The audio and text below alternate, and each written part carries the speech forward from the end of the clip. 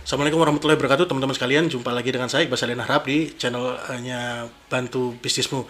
Dan seperti biasa di channel ini kita akan membahas mengenai serba-serbi tentang bisnis, keuangan, dan manajerial. Dan pada kesempatan kali ini kita kedatangan tamu ya yang luar biasa senior ya, di bidang perbisnisan. Jadi seorang coach juga, bisnis coach dan konsultan bisnis, namanya Pak Askan Setiabudi. Apa kabar Pak? Alhamdulillah sehat Mas. Pada kesempatan kali ini kita akan mungkin lebih banyak membahas tentang ini ya, tentang marketing mungkin ya, marketing. Tapi teman-teman sekalian, nanti abis ini kita akan mengupas tentang bagaimana caranya marketing sebuah usaha yang efektif dan efisien. Tapi yang setelah yang satu ini ya, teman-teman ya, jangan kemana-mana, tonton video ini sampai selesai.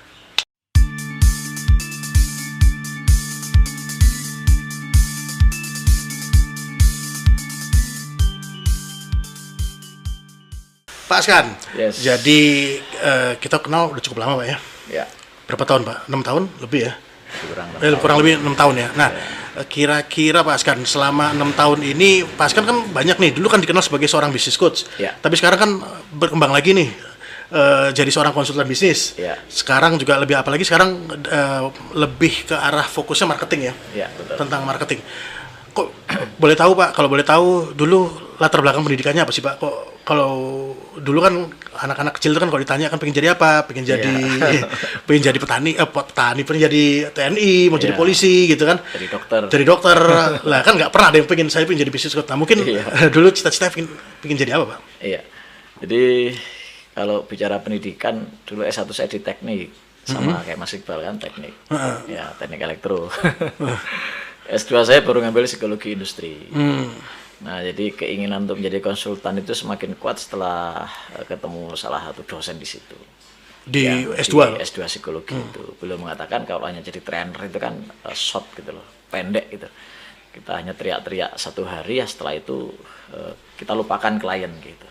Perkembangannya klien kayak apa nggak kita hiraukan.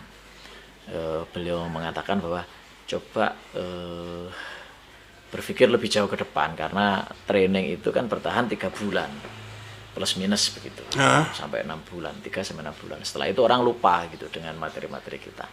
Maka beliau menyarankan saya untuk kemudian menekuni dunia konsultan, karena setelah training itu aslinya perlu follow up. Banyak orang pengen tanya ya. Iya, banyak orang kemudian pengen teknisnya, pendampingannya, kemudian tindak lanjutnya.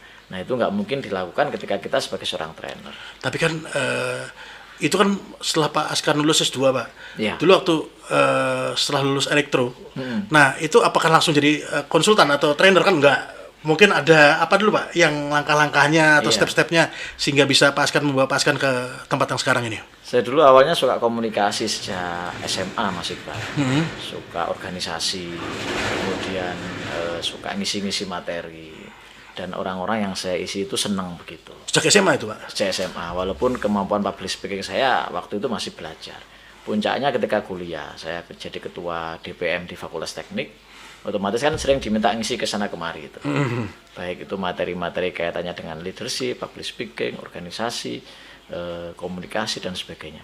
Nah, dari situ akhirnya orang-orang mengundang saya di luar kampus begitu. Nah, semenjak itulah saya nekuni dunia training, berkembang ke outbound, sampai akhirnya kemudian berkembang ke ranah konsultan dan setelah itu ngambil S2 Pak. Merasa kok perlu merasa ngambil S2 juga Pak? Iya, saya dulu pernah ngambil S2 manajemen industri, tapi nggak saya teruskan. Kenapa? Saya ngambil manajemen industri di Unipro, sudah diterima, sudah kuliah. Tapi saya merasa bahwa passion saya itu bukan di teknik gitu Mas. Passion saya itu di komunikasi, di sosial, di manajemen, di SDM begitu. Dulu masuk teknik ya karena senior kan. Ketika SMA dulu senior datang ke kampus, senior dari ITS datang ke sekolah, maksud saya itu memberitahu bahwa kalau IPA ya ngambilnya teknik kah, dokteran kah gitu. Kalau istikharah saya waktu itu HI, mata hubungan internasional. Tapi ya senior kan tidak pernah salah gitu, pasal 1 ya kan. Pasal 2 kalau salah kembali ke pasal 1. Nah, jadi semenjak kuliah semester 3 di teknik elektro itu saya sudah merasa bahwa passion saya bukan di teknik gitu. Cuma kan orang tua suka kadung selamatan gitu Mas, di desa itu kalau kadung selamatan kan kita malu lah kalau nggak lulus gitu kan, malu lah kalau ketahuan pindah gitu. Jadi ya bismillah lah pokoknya kita jalani dan alhamdulillah lulus. Nah, tapi sambil kuliah itu saya sudah training Mas Iqbal, belajar jadi trainer, belajar outbound, termasuk mematangkan bisnis itu saat kuliah sebenarnya. Saya mulai bisnis buku, jual beli kosmetik itu mulai kuliah. Bahkan jual beli kos-kosan itu mulai kuliah. Kos-kosan jual beli. Jadi kos-kosan begini ceritanya dulu. Kos itu kan tulisan dikontrakkan gitu ya. Nah, kita kontrak lah berapa. Terus kita koskan per kamar. Begitu. Oh, gitu kita ya. kan dapat uang. Ada spare-nya ya. Iya, ada spare-nya selisih. Jadi ya kita nego sama taunya yang punya rumah kan kita yang kontrak itu. Terserah kita isi siapa dan berapa itu kan. Dari situ kita bisa dapat uang. Rental komputer, kita bimbel, kita sudah mulai jalan sejak kuliah. Sejak umur berapa itu Pak berarti Pak? Kuliah tuh 18 tahun, 19 tahun. Iya, umur itu kita sudah mulai. Saya waktu umur segituan Pak masih senang-senang main kemana-mana. Ya kan beda mungkin Mas Iqbal dalam tanda kutip sangunya terpenuhi. Kalau Enggak ada sama aja. Kalau saya kan sangunya pas-pasan, jadi supaya bisa eksis harus melakukan apapun yang halal begitu. Ya. Nah terus Pak S2 memutuskan untuk S2, iya. lalu sambil S2 ngambil konsultan atau sebelum S2 ngambil konsultan atau setelah S2 menjadi konsultan? Ya jadi sebenarnya karena memantaskan diri itulah saya ngambil S2 gitu. Oh, kan ditanya lulusan jadi apa? sebelumnya sudah mulai belajar ya jadi mulai konsultan. Belajar. Karena ada teman-teman yang sudah jadi konsultan, saya ikut-ikutan lah gitu, ikut-ikutan. Magang itu Pak? Ya magang gitu kan, ikut kemudian melihat beliau bagaimana nangani klien, akhirnya kemudian ada ketertarikan lah. Karena saya berpikir begini Mas Iqbal, trainer itu kan tidak mungkin sampai tua gitu. Tapi kayak misalnya Anthony Robbins itu kan sampai tua dia. Iya, kalau Anthony Robbins itu kan lengkap, dia ya trainer, ya coach gitu. Tapi saya nggak yakin suatu saat ketika umur 75 atau 80 dia masih kuat teriak-teriak begitu. Tapi kalau di konsultan atau coach dia akan semakin mahal gitu. Nah, yang mengenalkan saya dengan dunia konsultan ketika kuliah itu seorang dosen yang sepuh gitu. Kalau ngomong itu pelan gitu, tapi kami sangat memperhatikan karena ilmunya ilmu yang luar biasa keren. Itu waktu S1 Pak? S2. Oke. Nah, saya bayangkan ketika setua beliau kan tidak mungkin saya teriak-teriak di itu ya. hotel, teriak-teriak di hutan gitu ya, jadi trainer. Nah, saya bayangkan berarti saya harus mulai belajar ngambil posisi kayak beliau. Dan beliau yang menyadarkan saya gitu dan nasihati saya, jangan hanya jadi trainer gitu. Karena beliau tahu saya kenalkan diri sebagai trainer gitu. Jadi beliau yang. Jadi waktu kuliah pasti tanya masing-masing ya, gitu kan belakangnya apa, kerjanya apa gitu kan. Oh, iya. Dan biasanya kan nggak juga sudah banyak pekerja juga Pak mahasiswa itu kan betul, S2 kan. Betul, makanya kemudian setelah saya kenalkan diri saya, beliau ngasih nasihat itu. Jadi satu nggak selamanya orang bisa jadi trainer, yang kedua kadar manfaatnya sih. Kan kalau jadi konsultan manfaatnya bisa lebih panjang gitu dibanding jadi seorang trainer begitu. Lalu Pak kita tadi kan kita bicara masa lalu, sekarang ke masa sekarang. Apa aja Pak kegiatan Pak Askan pada saat-saat seperti ini Pak? Mungkin sebelum pandemi dan pada kondisi pandemi seperti ini. Iya. Kalau sebelum pandemi alhamdulillah kita semua mungkin panen ya. Training, outbound, konsultan, coaching itu banyak sekali lah klien-klien. Begitu pandemi kan hampir semua klien menahan uangnya begitu. Menahan uangnya. Nah menurut Pak Askan sendiri gimana dengan klien menahan uang? Otomatis kan ekonomi kan pasti berhenti itu Pak? Iya, jadi nggak semua klien menahan uang, tapi klien saya kebetulan termasuk yang banyak menahan uang. Oh gitu. Karena contohnya klien saya itu misalnya produsen kue gitu, di mana kuenya itu untuk oleh-oleh kebutuhan sekunder, jadi mereka sementara nggak jalan. Ada lagi klien yang bergerak di bidang fashion itu saat pandemi kan bukan kebutuhan pokok begitu. Klien yang masih jalan adalah contohnya kuliner tapi yang segmennya bukan mahasiswa begitu. Keluarga gitu ya? Iya, keluarga. Kalau segmennya mahasiswa selesai. Klien-klien yang bergerak di bidang wisata juga banyak yang skip begitu. Jadi karena wisata kan terdampak. Terdampak banget. Nah, jadi makanya ketika pandemi saya dan tim termasuk yang segera pivot mungkin bahasanya ya. Pivot, jadi mencoba menggeser produk dan menggeser layanan begitu ke produk dan layanan yang dibutuhkan oleh market. Contohnya apa Pak? Training online kita sering Mas. Oh online ya training jadinya? Online, jadi seminggu sekali waktu itu kita intens membuat training online. Dan dari training online itu ada yang berani ngundang kita untuk offline begitu. Oke. Selama ini kita nggak melek lah Zoom itu apa begitu kan. Begitu ada pandemi kita cari-cari Zoom bisa di. Tapi training online itu kan pastinya ya tidak akan sepowerful offline kan Pak? Iya betul. Karena kan kondisi kan kita kan cuma ruangan satu petak gitu doang kan, nggak bisa kita jalan kemana, nulis di mana kan, iya, betul. Banyak kesulitan. Nah itu Berarti adaptasinya lumayan berat juga Pak ya? Iya, jadi ya tak ada rotan, akar pun jadi kan. Iya. Klien kita paksa offline juga nggak mau. Contoh satu saat outbound sama UNER, FKM, S2, S3 UNER itu langganan kami tiap tahun offline. Begitu online mereka betul-betul nggak mau. Akhirnya kita buat game itu lewat online. Kita buat permainannya, kita syuting, senamnya kita syuting, kita videokan. Dan alhamdulillah mereka responnya bagus sekali.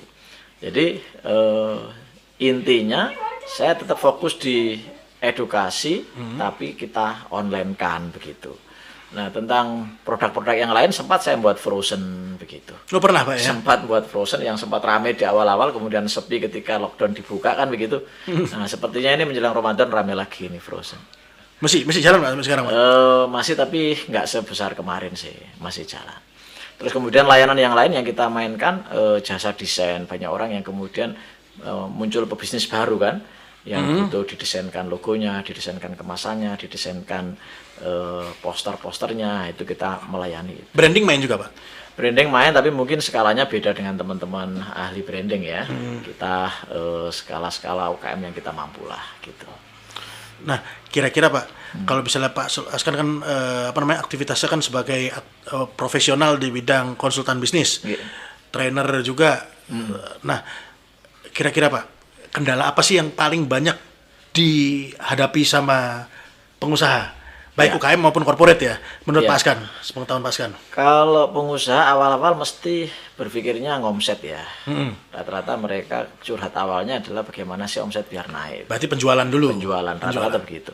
Nah, ketika penjualan beres, baru muncul masalah-masalah yang lain, mulai SDM, mulai SOP, mulai keuangan gitu. Jadi pernah kami nangani klien di Kediri, itu penjualannya awalnya kita beresi, begitu penjualannya bagus, masalah lainnya muncul keuangan, gitu kan?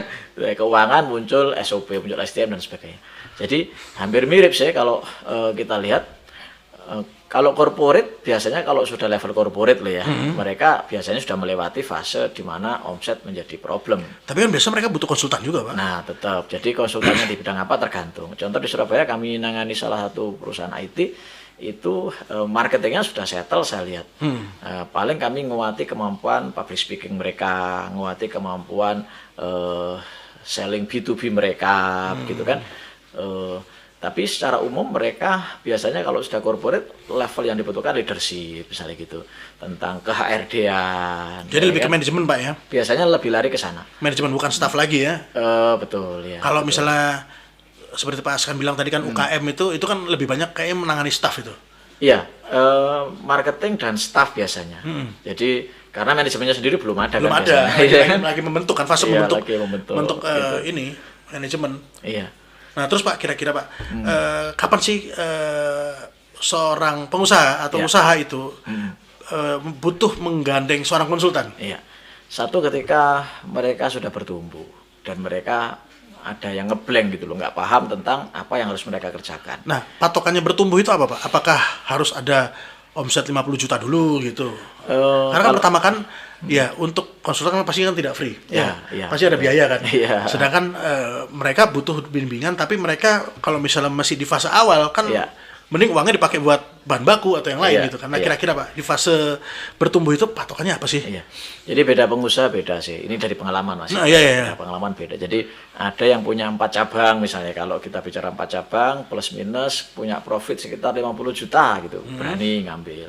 Yang profitnya 40 juta pun berani ngambil. Karena saya punya teori begini Mas, orang sakit itu mau disembuhkan pakai organik atau pakai herbal, organik itu herbal atau pakai kimia gitu kan. Kalau kimia istilah saya injek gitu Mas Iqbal.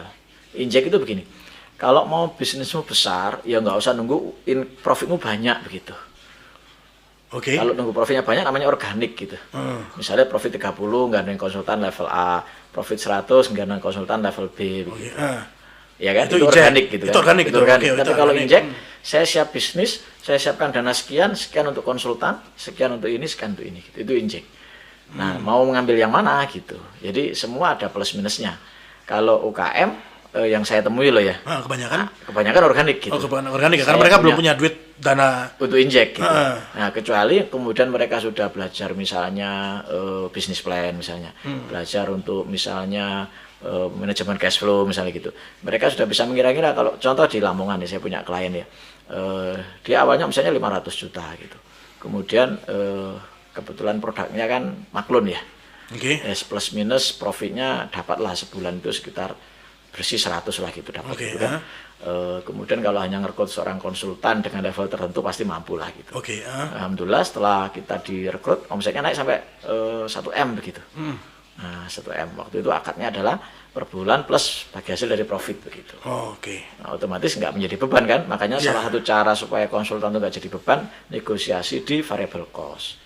Jadi fixed cost-nya nggak besar, tapi variable cost-nya yang dibesarkan. Nah, cuman Pak, kalau misalnya kayak gitu Pak, misalnya ya, bagi hasilnya anggaplah 10%, gitu ya, ada fixed cost plus variable cost-nya 10%. Ya. Misalnya Pak, saya kan jadi pengusaha, gandeng Pak Askan gitu ya. Ini bulan ini dapat 100 juta nih. Ya. Tapi sebelum tutup buku, Ya. ternyata ada barang-barang yang perlu diadakan, Ya. pengadaan barang. Misalnya saya butuh mesin dan lain-lain, dan Pak Askan tahu itu. Ya. Nah, ketika Pak Askan tahu kan berarti kita untuk meningkatkan penjualan di bulan berikutnya harus beli mesin itu ya, pengadaan mesin. Berarti kalau misalnya ada pengadaan mesin, kan itu free cash-nya kan jadi berkurang tuh. Nah, ketika tadi bagi hasilnya itu kan dari free cash Pak, berarti kan berkurang. Nah, Pak Askan apa nggak pernah tergoda tuh, misalnya kayak gini, harusnya kalau ini 100 juta nih, belinya di awal bulan depan, saya bisa dapat 10 juta. Tapi kalau misalnya lain cerita kan, kalau misalnya dia pakai fixed cost Pak, oke, sebulan mungkin bayarnya 5 juta gitu ya.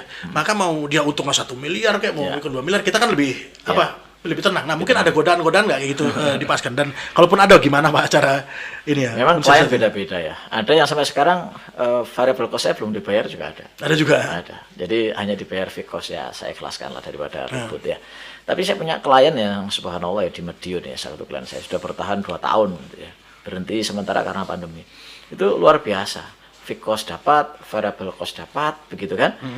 Transport dan nginep semua ditanggung oleh mereka, dan ya karena sudah percaya sama klien tersebut, maka relatif saya nggak terlalu ribut di variable cost.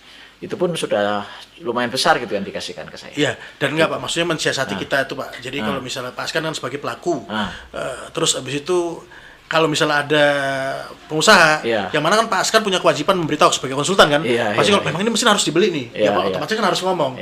Tapi kalau kita beli mesin, otomatis mengurangi 10% laba itu kan. Nah, itu ya biasanya kita diskusikan lah Mas. Diskusin itu. Biasanya karena kita berpikiran jangka panjang sih. Betul. Iya, jangka panjang. Jadi kalau saya pribadi sih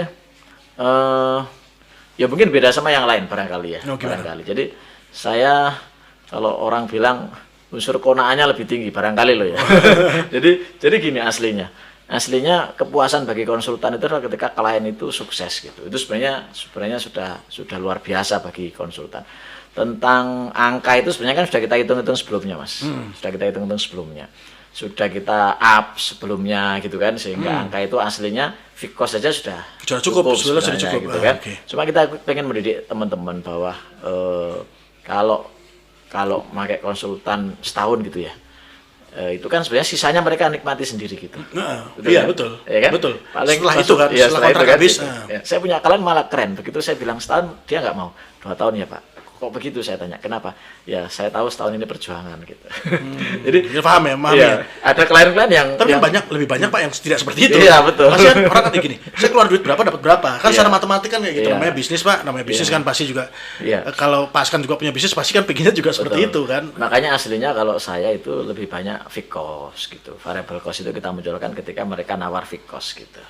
Supaya nilai dari konsultan itu nggak murahan begitulah, seperti itu. Jadi kita punya tarif sekian, kalau mampunya separuhnya ya plus variable cost begitu.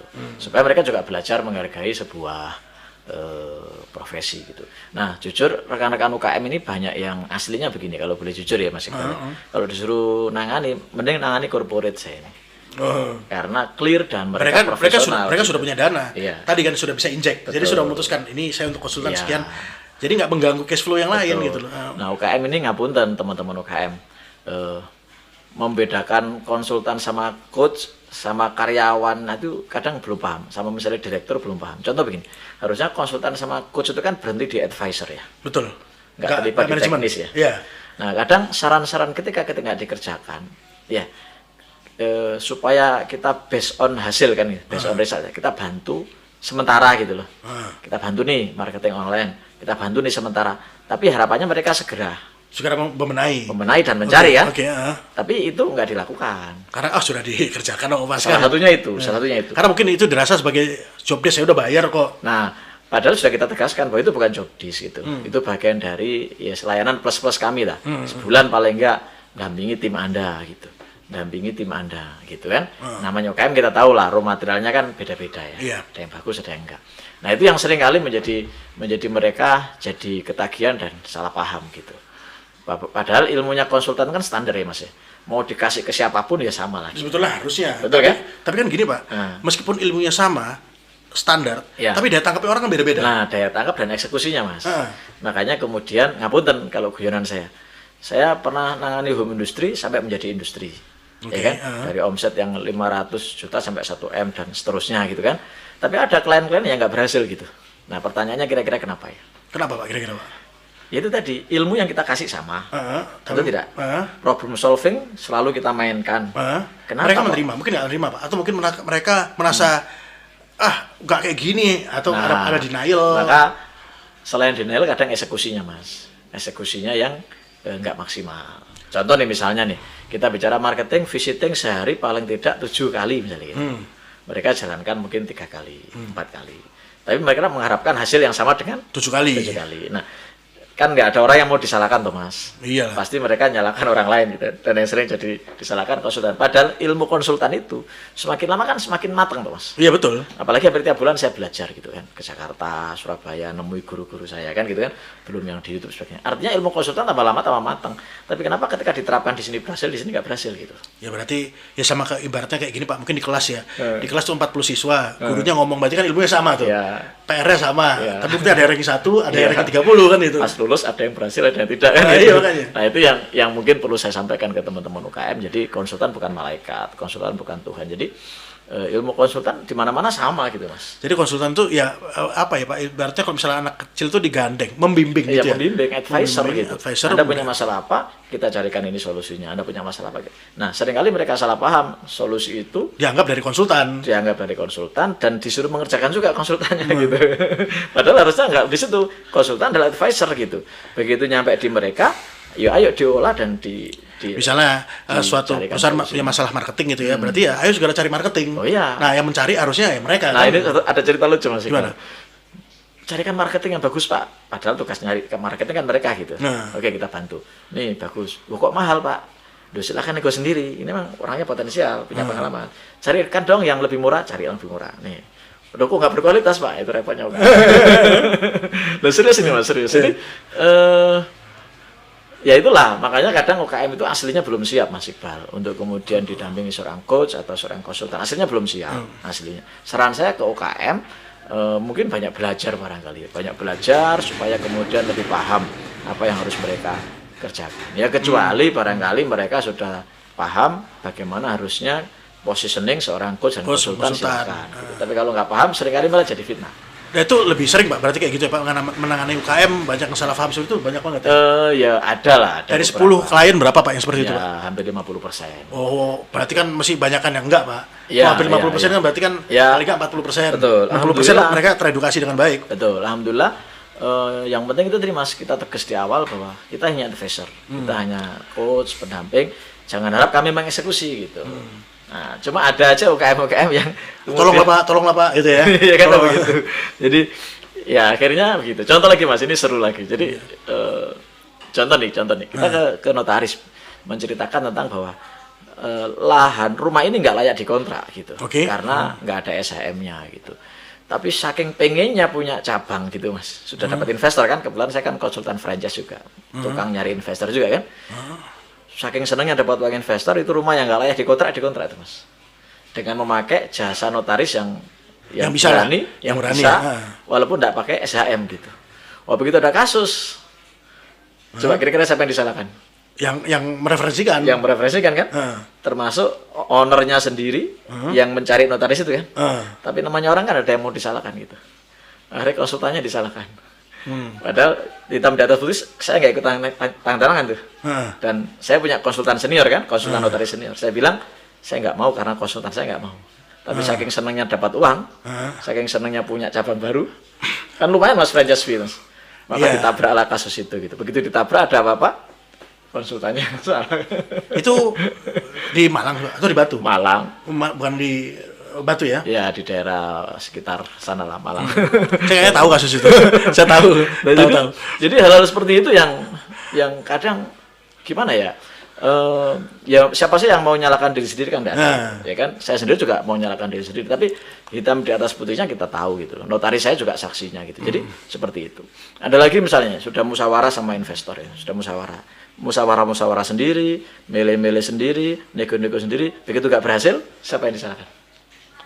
Harusnya kan diri sendiri, iya, harusnya. Kecuali yang milihkan saya, yang putuskan saya. Semuanya duduk bareng gitu loh, Mas.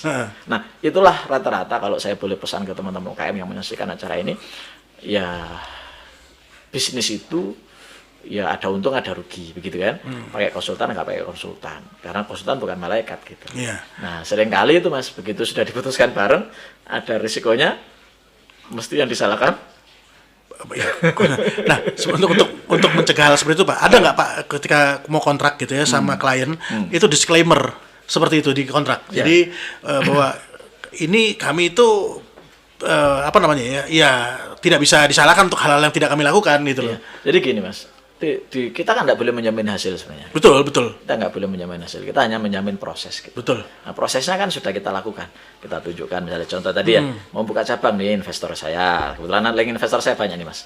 Ya, nih silakan musyawarah sendiri, silakan ngobrol sendiri, nego-nego bagi hasil sendiri kan gitu Mas. Iya. Betul tidak? Betul. Saya kan hanya nemani gitu. Betul kan? Nah, begitu nggak deal? Nggak berhasil, bukan nggak deal, sudah dibuka, sudah jalan, tapi nggak sukses gitu loh. Usahanya nggak sukses. Paham ya? Iya. Padahal ilmu saya terapkan ke tempat lain berhasil. Ilmu yang sama saya kasih ke klien yang lain berhasil. Kok klien ini nggak berhasil gitu? Ya. Paham maksud saya Mas? Iya, paham. Kecuali belum ada klien saya yang berhasil gitu. Paham ya? Iya, tahu. Klien saya banyak yang berhasil gitu. Nah, ketika ada yang nggak berhasil, berarti variabel dari mana nih gitu kan? Kan gitu Mas. Karena Bapak kan bahwa ini kan konstanta. Artinya yang di mana dipakai di sini pasti dipakai di sini juga, pakai di sini. Otomatis kan dan semakin lama kan semakin bagus. Tadi variabelnya pasti dieksekusinya ya, kemungkinan besar ya. Rata-rata di situ gitu, rata-rata di situ. Dan kalau boleh jujur, eksekusi di situ. Misalnya contoh, cari marketing yang hebat. Saya paham banget nggak nyari-nyari karena mahal. Mahal, marketing hebat pasti mahal kan? Iya betul. Nah, akhirnya tim saya membantu. Namanya tim saya ini kan banyak yang dikerjakan. Pasti nggak bisa dong full time di situ. Betul. Nah, salah paham. Gitu-gitu yang kok nggak ditemani sih? Gitu ya. Itu yang terjadi. Sementara di corporate alhamdulillah nggak pernah terjadi Mas. Saya di Kalimantan itu Mas ya, di Kalimantan itu dibayar mahal. Datang sehari 2 hari di sana, tiket pesawat nginep semua dibayar mahal. Itu mereka nggak pernah riwah di hal itu. Iya, karena mereka punya duit Pak. Iya, jadi kan corporate. Mereka punya duit, mereka paham bahwa ya konsultan itu tidak terjun di eksekusi gitu. Ini yang kalau Mas Iqbal nanya tentang UKM seringkali salah pahamnya di situ.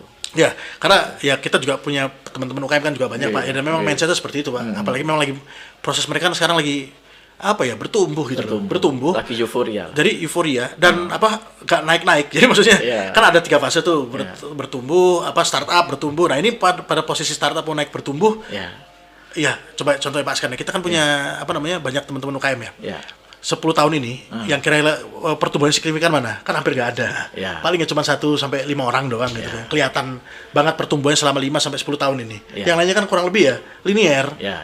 Salah di mana tuh Pak kira-kira? Jadi banyak faktor sih Mas Iqbal. Banyak faktor, jadi mungkin keilmuan barangkali. Teman-teman rata-rata ketika sudah punya omset gitu kan, stuck untuk belajar gitu. Stuck untuk belajar, sementara di luar sana kan tantangan, kompetitor sebagainya jalan terus. Nah itu yang tak lihat di UKM begitu. Beberapa teman UKM yang terus rajin belajar, tak lihat minimal bisnisnya itu tumbuh walaupun enggak eksponensial ya. Yang masih mau belajar, masih mau ngobrol sama guru-gurunya itu saya lihat tumbuh ya namanya UKM ya Mas ya. UKM ini kan beda dengan corporate ya. Cara mainnya beda lah gitu. Iya. Ya kan? Tapi gini Pak, artinya kan ada yang bisa. Ya. Saya punya banyak teman-teman UKM juga yang selama 5 tahun ini pertumbuhannya luar biasa Pak. Jadi omsetnya ugal-ugalan. Tapi lebih banyak yang enggak. Jadi banyak yang enggak. Ya sama kayak di kelas tadi loh Pak. Jadi artinya pembelajarnya sama, tapi yang bisa cuma ranking 1 sampai 5 kan cuma 5 orang. Yang lainnya kan rata-rata. Linear. Nah itu makanya saya lihat juga. Dan padahal Pak, kalau misalnya kita bilang pada masa euforia, itu kan pasti orang masanya senang belajar Pak. Apa mungkin karena kebanyakan ilmu, jadi nggak sempet praktek. Bisa jadi kan? Udah bisa jadi loh, Pak. Iya, iya. Belajar di sini, terus bingung mau pakai yang mana dulu Iya, ya. iya, Kata guru ini gini, kata guru ini gini. Jadi nggak bisa memilih mana yang cocok buat dirinya. Iya. Jadi bisa ditabrak semua, berantakan jadinya. Ataupun sudahlah kalau ini nggak cocok, ya sudah nggak usah dilakukan. Kata Pak ini nggak cocok, kata Pak ini nggak cocok, ya sudah yang lain dulu. Iya. Sehingga nggak jalan-jalan mungkin. Bisa juga kayak gitu, Pak. Jadi sebenarnya bukan salah ilmunya ya. Bukan. Salah penerapannya. Penangkapannya. Iya, penangkapannya, dan penerapannya juga. Atau mungkin itu tadi istilahnya ada ilmu yang harusnya nggak pas diterapkan di level dia. Gitu kan. Contoh pernah ada tentang teori scale up misalnya. Ketika salah diterapkan kan bermasalah juga banyak gitu. Iya. Ketika scale up-nya mungkin terlalu berlebihan misalnya, ya kan? Iya, jadi kan ya contoh scale up kan, namanya orang scale up kan nggak mungkin cuma 1 kali 2 kali, pasti kan pengennya 10 kali. Betul. Nah, padahal waktu dia mau scale up itu dia lupa pondasinya itu harus dikuatin dulu. Jadi ibaratnya mau bangun rumah 3 atau lantai 3 atau lantai 10, tapi pondasinya lantai 1 kan banyak seperti itu, Pak. Ya, itu akhirnya ketika mereka terapkan ilmunya marketing gitu ya, terus orderannya banyak, mereka nggak siap SDM. Akhirnya ya blunder banyak menerima komplain. Betul. Dan itu sering sekali, Pak, teman-teman seperti itu, Pak. Betul. Makanya ilmu yang satu harus segera diimbangi ilmu yang lain gitu, ya kan? Betul. Segera disusul ilmu yang lain. Biar apa? Biar kemudian tidak mengecewakan. Gitu. Ya, dan update lagi, Pak ya. Ya. Dan update. Nah terus, Pak, untuk marketing lagi kembali. Kira-kira, Pak, misalnya saya punya produk ya, harganya Rp100.000. Kira-kira biaya marketing yang bisa dikeluarkan untuk angka Rp100.000 itu berapa, Pak? Idealnya sih? Kalau produk barang sama jasa beda, Mas Iqbal. Oke, satu-satu coba. Kalau barang gimana? Contoh barang nih, kita ambil contoh misalnya frozen misalnya. Oke. Contoh frozen food. Frozen food itu tergantung produknya sih, tapi plus minus rata-rata margin itu 30-an% lah. Margin. Oke. Nah, dari margin itu kita masih bisa bersih, sebut kata ya, antara 15% sampai 20%. Oke, jadi misalnya 100.000, Pak, ini kita frozen ya, 100.000, berarti marginnya itu adalah sekitar 30.000. 30.000, Ya, itu bersih? Bersih belum, masih margin kotor tuh, Mas. Oh, oke, gross, Ya, berarti gross. ya. Jadi dapatnya bersih paling 15.000-an. Oke, separuhnya. 15.000. Nah, 15.000 sisanya ini di situ ada ongkos marketing. Oh, cost marketing bukan dimasuk yang kotor tadi, Pak ya? Iya, jadi kan 30% nih, 15 bersih nih ya. 15 bersih. 15 kotornya tadi, 15-nya tadi.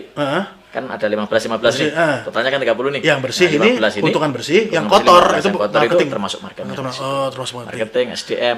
Nah, itu nanti tergantung ini Mas Iqbal, tergantung besaran omset juga, gitu kan? Oh, jadi nggak tinggal perkalian, Pak ya? Nggak. Kalau tadi kan misalnya 100.000, berarti biaya marketingnya kurang lebih 15.000. Ya. Seringkali awal-awal marketing besar Mas biayanya. Justru gede. Seringkali awal-awal. Nanti setelah running biasanya marketing berkurang biayanya gitu.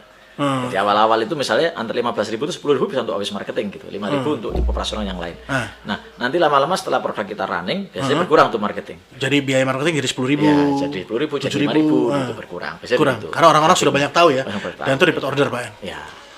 Biasanya begitu. Nah, kalau jasa lebih keren lagi. Jasa itu HPP-nya bisa dibilang 0. Iya kan? Loh, tapi masa kalau jasa ya kan, karena kan ya kita kan menghabiskan waktu, Pak, di situ. Yeah. Misalnya Pak Askan kan, meskipun HPP-nya 0 sebetulnya, tapi kan Pak Askan kan meluangkan waktu jauh dari keluarga. Ya kan, terus ya mungkin ada kegiatan kita harus belajar lagi dan lain-lain, itu kan investasi. Yang juga. jelas kita lebih berani mengeluarkan marketing untuk jasa itu. Lebih berani ya. Karena HPP-nya kan gelap lah. Apa namanya? Lowong lah ya, jadi lebih lega untuk dimainkan. Tergantung kita menghargai kita kan, gitu kan. Jadi HPP-nya gelap. Jadi makanya saya aslinya sepertinya loh Mas Iqbal, sepertinya ditakdirkan passion saya ini di bisnis jasa gitu. Saya coba bisnis produk kayak barbershop gitu. Barbershop kan jasa juga ya, itu lumayan. Frozen food ya kalau fokus betul mesti kesulitan biaya marketingnya. Utak-atik margin dan laba ini mungkin belum terlatih dengan cukup ahli ya. Tapi kalau jasa, karena awal bisnisnya kan jasa. Jadi sudah paham lah ya. Sudah paham lah, kurang lebih polanya hampir sama ya. Tinggal diulangi aja pola-pola yang sudah lama. Nah, teman-teman makanya yang bisnisnya produk, kalau kemudian konsultasi, mesti begitu kita geber di marketing, mesti sambatnya di cost gitu. Karena hitung-hitungannya, kalau nggak injek pasti nggak dapat gitu Mas, betul tidak? Iya betul. Kalau diinjek di awal, nanti hasilnya dipetik di akhir. Gitu. Iya. Kalau organik tadi pasti bingung mereka. Nah terus kayak gini Pak, kalau misalnya orang yang punya kemampuan, misalnya saya punya kayak tadi frozen ya, saya bisa masak nih, bisa makanan beku, tapi saya nggak bisa masarin. Ketika mau dibilang kita kalau coba gitu ganti marketing, tapi saya nggak punya duit. Nah gitu, kira-kira Ini pengalaman Mas Iqbal. Gimana? Saya maklun. Oke. Awalnya, maklun. Gitu. Jadi saya nggak keluar biaya untuk produksi karena cukup tinggi Mas ya produksi. Iya, betul. Nah, maklun. Jadi saya hanya modal foto, modal desain gambar gitu kan. Saya cari reseller. Oh, gitu ya, bisa juga. Jadi artinya Saya cari reseller. Saya ngambil laba sedikit, reseller saya ngambil banyak. Nggak apa-apa. nggak masalah ya, tapi kan nilai kali berarti ya, kali berapa gitu kan reseller. Sampai sekarang masih itu, Pak? Sampai sekarang masih. Masih, alhamdulillah. Sampai masih maklun juga atau sudah? Masih maklun juga. Pernah kita buat. Tapi ya sementara yang laris malah yang maklun gitu. Yang buat ini mungkin karena cost produksinya Tinggi juga. ya kan? Iya. Jadi mungkin harganya nggak bersaing. Nah, ya maklun ini sudah kadung buat banyak dia kan. Jadi costnya pasti lebih rendah. Gitu. Terus Pak Askan sendiri kan pas ini kan apa ya, masuk generasi apa Pak? X atau Generasi X, baby ya, Mas. boomer? Generasi X, bukan baby boomer ya. Nah, Jadi X itu tahun 75-an kan? nah. X itu, Mas, ya. Masa sih Pak 75 Iya, Pak? 75. Kan milenium itu kan kalau nggak salah kan 80 sampai 2000 sekian. Ya, kalau 75 sampai 86-an tuh masih X tuh, Mas. So X ya? Iya. Masih X ya? 74 sampai 80. Berarti di atas 75 itu baby boomer. Ya, di atas 75. Di atas 74 lah. Nah, Di atas 75. untuk generasi X itu kan megang apa namanya, pengetahuan tentang online itu kan sangat terbatas ya. Iya. Sangat terbatas. Iya. Lain kalau misalnya generasi yang baru-baru ini Iya, kan betul, lahir aja dari kecepret sudah Betul. megang HP. Iya. Nah, kesulitan nggak Pak ketika apa namanya dari biasanya dulu-dulu itu kan kita interaksinya itu offline, terus harus online. Online, ya. Karena kan digitalisasi, semuanya kan sudah mulai digitalisasi ya. Gimana Pak, kesulitan nggak untuk seseorang dengan di generasi X? Kebetulan sejak awal itu Mas, tahun berapa ya Mas ya? 2005 ya. 2000-an itu 2005. Itu kita sudah main website Mas Iqbal. Oh, Main oke. website jualan kita jual banyak produk lewat website. Kemudian kebetulan tim di kantor itu anak-anak milenial sih. Oke. Jadi saya kadang belajar pada mereka tentang Instagram, tentang TikTok, tentang YouTube gitu kan. Kebetulan channel YouTube saya kan juga dimonet. Nah, itu yang ngerjakan anak-anak milenial. Gitu. Jadi alhamdulillah sudah dapat uang dari YouTube, dapat uang dari website, dari Google AdSense itu yang lola anak-anak milenial. Gitu. Jadi Nah, kesulitan nggak Pak ngelola anak-anak milenial? Karena kan kayak gini, cara berpikir kan beda. Iya. Saya sendiri ya, Iya. kalau ngelihat apa namanya, saya ini orangnya suka offline. Jadi kalau online itu ya nantilah. Iya. Kalau offline kan kayak gini, kita ketemu, interaksi kan akan apa cepet lebih terjalin daripada kita cuma ngomong lewat WhatsApp atau Iya. lewat email dan lain-lain ya. Iya, iya. Nah, sedangkan milenial sukanya online. Iya. Kita maksakan bahwa kamu harus jalan, kamu harus ketemu orang. Bentrokan itu Pak. Iya. Bahkan milenial banyak kan sukanya kalau bisa kita work Iya, from home. betul. Kan itu. Pernah saya coba memang Mas. Jadi mereka saya minta offline malah nggak berhasil. Nggak nyaman mereka takut hitam gitu kan. Takut panas, takut keringet. Tapi begitu online kuat banget. Maka pernah di kantor saya rekrut khusus offline. Dan ternyata betul usia saya yang kuat offline itu. Jarang yang milenial tak mainkan online. Sebelum pandemi alhamdulillah kita sangat eksis lah Mas. Sangat eksis. Kita dapat order dari banyak produk dari online. Ya pandemi ini produk kami yang nggak market need begitu, makanya kami pivot begitu kan. Oke. Kami pivot menjadi training online, menjadi produk-produk yang market need. Lalu kayak gini Pak, kita lihat ya, kan namanya marketing. Kita bahas marketing lagi. Marketing itu kan sangat sengit Pak. Iya. Kalau kita bilang tuh misalnya bisnis kuliner sama kuliner kan sangat berdarah-darah Iya, sekali ya. iya, betul. Nah, kira-kira Pak apa yang dibutuhkan untuk menjadi juara di pemasaran oleh suatu unit bisnis Pak? Iya. Jadi kebetulan saya lagi nulis buku marketing Mas Iqbal. Doakan terbit ya. Iya. Nah, kalau ada Blue Ocean strategi buku keren itu ya. Iya, punya tuh saya baca tuh. Ada. Nah jadi gini ceritanya. Persaingan itu nggak bisa dihindari, apalagi produk-produk yang komoditas begitu. Produk-produk yang mudah ditiru kan gitu kan. Sehingga yang awalnya star siap-siap jadi Casco kan gitu kan. Iya, betul. Nah, dari Casco jadi Dok Tapi kan gitu. tadi kan perlu inovasi Pak situ. Nah, hanya Inovasi inovasi nilai. yang memanjangkan usia gitu. Betul. Inovasilah yang memanjangkan usia. Inovasi ini apa? Dalam banyak hal. Orang sekarang butuhnya kadang nggak cuma makan gitu. Saya punya klien kafe di Jakarta ya. Itu inovasinya keren tuh. Bicara kafe kan gitu-gitu aja ya. Iya, betul. Itu kafe Kan nongkrong, dia. tempat Iya, nongkrong, kan? tempat diskusi. Iya. Nah, dia inovasinya keren tuh. Jadi salah satu yang dia mainkan contohnya nih ya, itu live musik hampir tiap hari gitu. Oke. Dan itu nggak berbayar karena mereka butuh panggung kan gitu. Iya. Ya, saya dulu punya rumah makan gitu juga Pak. Iya. Saya sediakan alat-alat musiknya, free semua aja boleh main. Iya. Bayar makanan lah. Gitu. Iya, nah saya lihat malah mereka datang bawa alat musik sendiri tuh. Karena mereka butuh panggung gitu kan. Nah sekali tempo dia datangkan artis. Artinya begini, kalau kita bicara USP, benefit, added value kan begitu ya. Iya betul. Nah carilah apa yang kompetitor Anda nggak punya, Anda buat. atau kompetitor Anda punya, Anda buat lebih baik begitu. Nah, Kan begitu. betul. Dan sekarang kalau misalnya kita coba bedah kasus Pak ya, misalnya kan Pak Askan tahu sendiri fast food yang paling diminati untuk ayam goreng kan KFC. Ya. Ada yang bilang juga McDonald, tapi itu ya so-so lah. Ya. Nah, kalau saya mau buat program produk fast food juga ayam sama gitu ya, kompetitornya kan mereka berarti yang tertangguh tuh. Ya. Pak Askan sebagai seorang konsultan, memberikan saran-saran tentang marketing itu bagaimana Pak supaya kita bisa ya jadi juara lah di pemasaran di bidang fast food. Ya. Kira-kira secara umum aja Pak. Yang jelas kalau head to head sama KFC sama McD kan masih jauh lah gitu. Kita punya teman kan yang buat salah satu rumah makan di Borobudur itu. Mungkin Mas Iqbal tahu lah ya. Iya, tahu kenal. Ya kan? Iya. Nah, itu yang nyeting kan juga X-nya rumah makan yang Mas Iqbal sebut tadi, X-nya McD lah gitu kan. Tapi harganya dibedakan, betul tidak? Iya. Ya kan? Menunya mirip-mirip lah. Mirip-mirip. Tapi harganya dibedakan. Harganya dibedakan. Ya kan? Tapi kan tempatnya kan dibuat hampir sama lah Pak. Iya, Ada tempat tempatnya hampir mainannya, sama, betul. Tapi rame juga kan, omsetnya keren loh. Iya, tahu. Omsetnya keren, betul tidak? Tahu, saya kenal tuh. Tapi dia nggak head to head gitu. Sama konsultannya kan tahu. Iya. Jadi konsultannya kan yang pegang McD. Betul. Nah, kalau misalnya harganya head to head belum tentu, Mas. Oke. Belum tidak? Nah, Betul tidak? betul. Ya, Nah, ya? makanya untuk menjadi Nah, juara itu ya. langkah-langkah, step-step Jadi, apa? jadi gini, kalau nggak bisa Head to head. menjadi lebih baik, kan gitu ya, harus harus punya beda gitu, kan gitu Mas. Nah, yang rumah makan yang teman kita itu kan membedakan dirinya gitu. Contoh membedakan harganya, betul tidak? Suasananya dibilang mirip juga enggak lah, gitu kan? Ada co-working space-nya, kalau di McD, KFC kan enggak ada, betul tidak? Ya kan? Kemudian ada kombinasi kopi-kopi yang di KFC dan McD. KFC ada kopi-kopian. Oh, KFC sekarang mulai ada ya? Ada Pak, yang di Sarinah tuh ada tuh. Oh, jadi ada. KFC tertentu lah, ya kan? Nah, artinya gini, kalau dalam teori menang itu kan USP benefit added value gitu. Betul tidak? Nah, USP benefit added value kan intinya kalau nggak bisa lebih baik, buat yang beda. Intinya kan gitu, Mas. Betul tidak? Ya, Mas Iqbal misalnya dengan Lanangi Jagat itu, apa kelebihannya dibanding fotografi yang lain? Itu pasti ada gitu. Oh, iya dong. Yang kedua, apa bedanya? Pasti ada. Kalau nggak ada, pasti nggak diperhitungkan gitu. Nah, sama, Anda buat bisnis apapun, usahakan dua itu. Kalau nggak bisa lebih baik, buat yang berbeda. Gitu. Nah, masalah kalau Lanangi Jagat ya, kasus Lanangi Jagat, salah satu bisnis saya kan Lanangi Jagat. Nah, itu kan kita buat inovasi, yang lain ngikut. Jadi ketika sudah masuk Blue Ocean, yang lain niru. Buat Blue Ocean lagi udah enak kayak gini, strategi pemasaran gini, yang lain niru. Ya itu tapi takdir kan, lah Mas. Iya memang. Takdir bisnis begitu. Jadi gini, makanya pernah ada klien saya itu marah-marah ketika ada follower kan. Saya bilang, jadikan kompetitor itu sparring partner. Iya, harusnya gitu, harusnya gitu. Dimusuhi gitu loh. Malah bisa digandeng, Pak. Iya, digandeng. Digandeng kalau misalnya kita kesulitan dan harga dia kualitas lebih bagus, harga lebih mahal, klien mau, kan kita bisa lempar ke nah, dia, mungkin kita dapat jadi komisi dan lain-lain. karena kompetitor itu sudah takdir gitu loh bagi bisnis apapun gitu. Pasti ada. Bahkan kalau boleh jujur, kita ini juga niru kompetitor kan. Betul.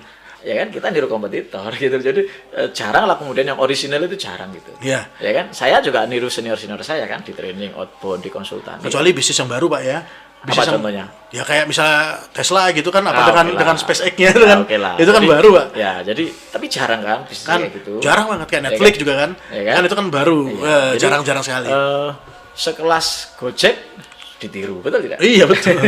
Sekelas apa? Bisa jadi Gojek juga niru, Pak. Ya, Kan ada Grab duluan. Betul. Ya kan, sekelas Bukalapak ditiru. Nggak ada bisnis yang nggak bisa ditiru gitu. Jadi makanya fokusnya jangan ke kompetitor gitu. Fokusnya adalah lebih baik, buat lebih baik dan buat berbeda. Nah, terus Kak, itu Pak, tadi kan kuliner contohnya ya. Kita coba lihat mobil. Pak Askan kan tahu merek mobil Wuling. Wuling ya, itu kan merek itu Cina ya. Cina ya. Nah, berani Pak masuk Indonesia Pak dengan persaingan mobil yang cukup apa namanya ya? Orang kan sekarang kan sangat ketat. Sudah ketat. Sangat ketat. Apa namanya, dengan Toyota dengan Fortuner, Innovanya. Terus ada Mitsubishi dengan Pajero-nya. Apa namanya? Expander juga. Suzuki dengan R3-nya. Honda dengan Civic CR-V.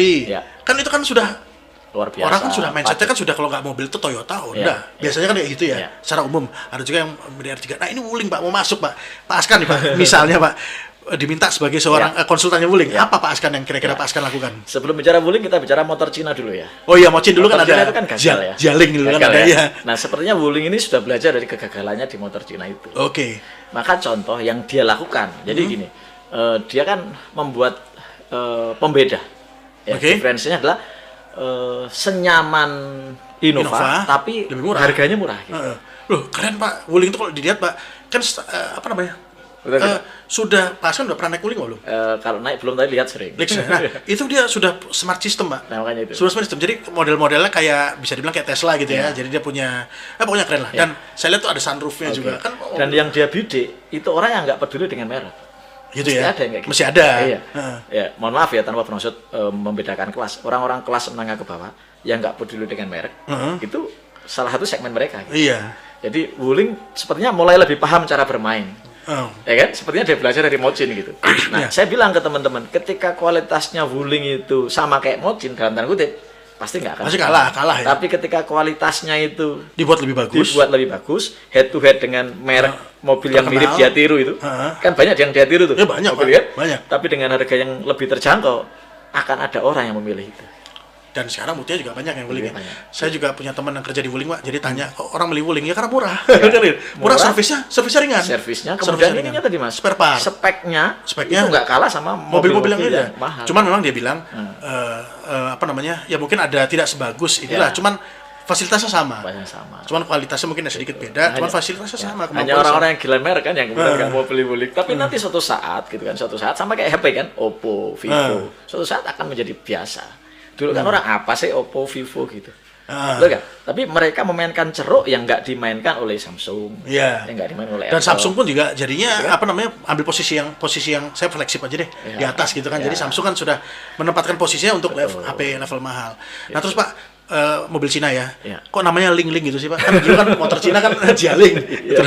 Saya nggak tahu ya. Itu ada maksudnya. Ling itu apa? Nah, iya dulu. Saya ingat banget dulu Mochin tuh bentuknya kan gemuk-gemuk tuh, Pak. Iya, betul. Terus pakai mesinnya Honda Astrea ya, kalau nggak salah Astrea Grand ya, atau Astrea Prima. Pakai gitu, pakai mesinnya itu, terus ya bentuknya jadi kurang menarik. Jadi keluhan motor Cina itu dulu setahu saya ingat saya itu karena gampang rusak gitu loh. Andai enggak, itu masih laku, Mas. Gitu ya. Iya, karena rusak kan orang akhirnya berhitung. Selisih sekian, sudah belan-belani menurunkan harga diri beli motor Cina. rusak gitu kan, Mas. Mending gitu dah. Selisihnya akhirnya kan Honda buat motor-motor lebih murah juga kan. Iya, betul. Betul kan, untuk menghancurkan sekalian gitu loh. Ya kan? Sekalian. Nah, sekarang kan Toyota mengeluarkan lebih murah lagi tuh di bawahnya Avanza ya. Nah, itu kan lebih murah lagi. Itu kan sebenarnya untuk menjawab tantangan Wuling. Jadi untuk orang-orang yang gila merek, tidak gila merek gitu ya. Tapi Toyota juga ada loh. Ya, betul. Terjangkau juga nih. Keren-kerennya Wuling, kalau mau dipamerkan keren Toyota kan gitu kan. Dengan harga yang lebih murah. Nah, Wuling itu tadi dia membidik iming-iming harga murah, fasilitas nggak kalah gitu dengan yang mahal. Gitu sih, Mas. Nah, tadi itu komoditi, Pak. Sekarang kita lihat ke Kota Malang aja.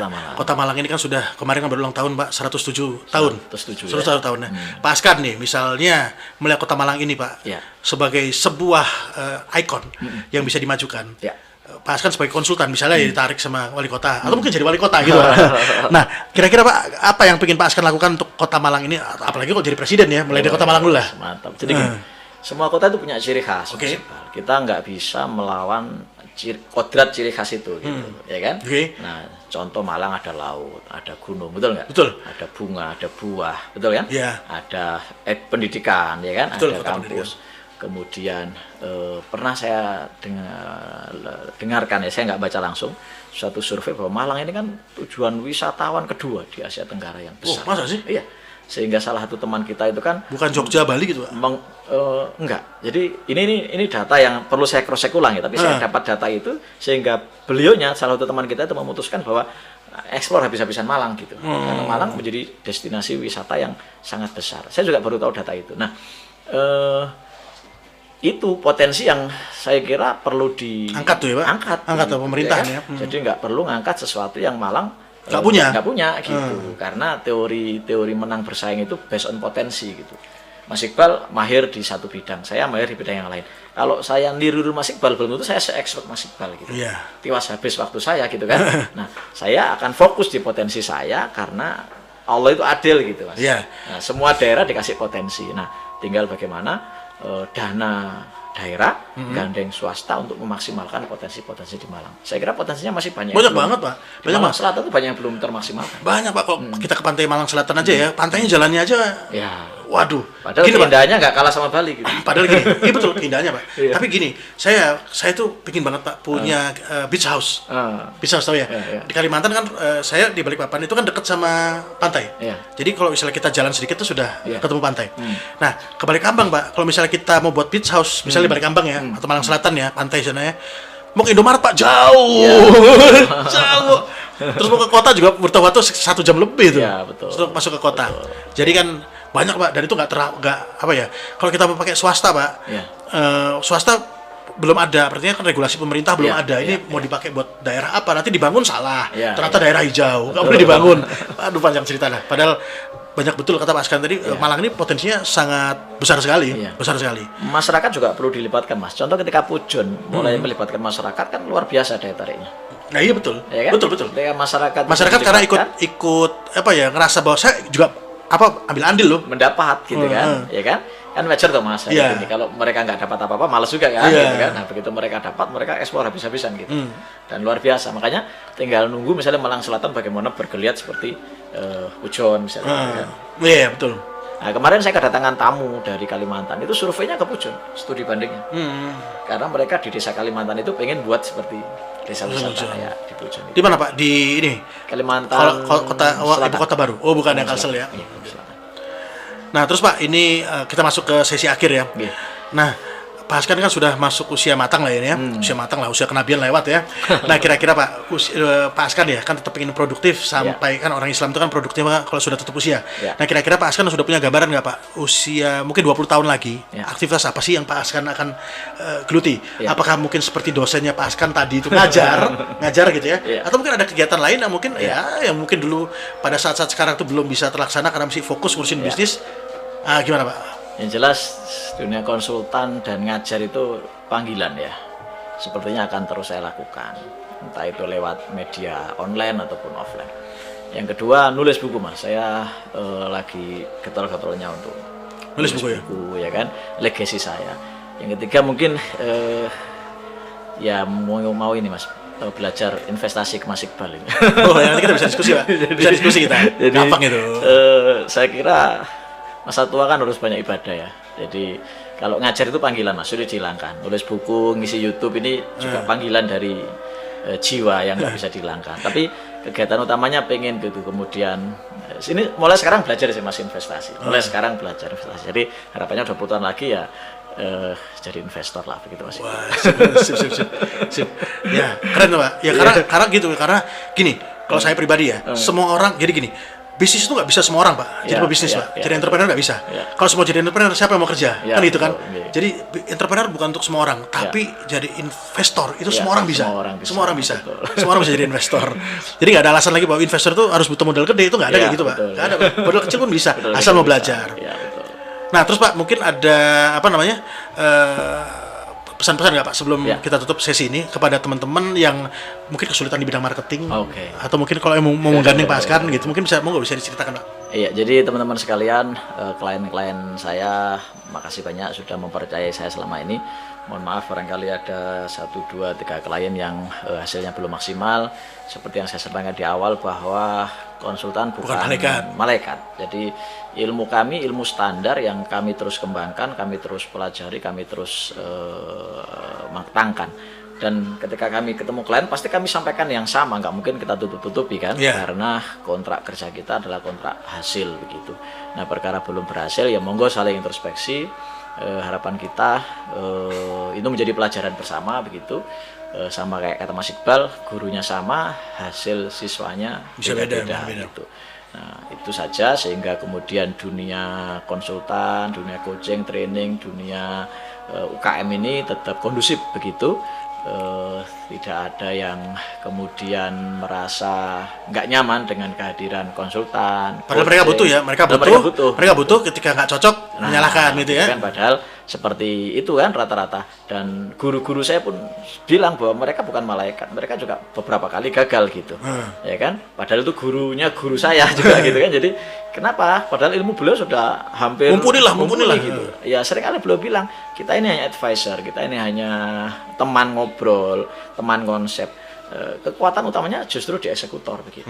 Ketika eksekusinya nggak pas ya pasti nggak jalan gitu, pasti nggak bisa. Nah itu mungkin yang perlu saya sampaikan. Jadi terus belajar, terus bekerja sama, terus bersinergi. Saya pribadi juga demikian, terus bertumbuh, belajar dan siap bersinergi dengan siapapun. Karena rezeki nggak akan ketukar, begitu kan? Betul tidak? Betul. Sehebat apapun kita, sepintar apapun konsultan kita, sehebat apapun tim kita, kalau Allah nggak kasih, nggak akan bisa. Iya. Ya kan? Jadi semuanya kembali ke sana. Allahu la mani'a lima a'tait wa la mu'tiya lima mana'at wa la yanfa'u dzal jaddi minkal jadd. Jadi kalau Allah nggak memberi, nggak ada siapapun yang bisa memberi, begitu. Iya. Demikian juga kalau Allah menghalangi, nggak ada siapapun yang bisa menghentikan, membantu Anda ya. untuk kemudian sukses. Jadi tetap humble, tetap rendah hati, terus belajar dan terus jaga kondusivitas ya. UKM khususnya di Kota Malang, entah dengan sesama UKM ya, kompetitor itu tidak ada aslinya, bukan musuh, mereka adalah sparring partner, begitu ya. Dan silakan belajar pada siapapun, silahkan memilih siapapun untuk menjadi mitra bisnis Anda, konsultan Anda, penasihat Anda, coach Anda, karena semuanya sama.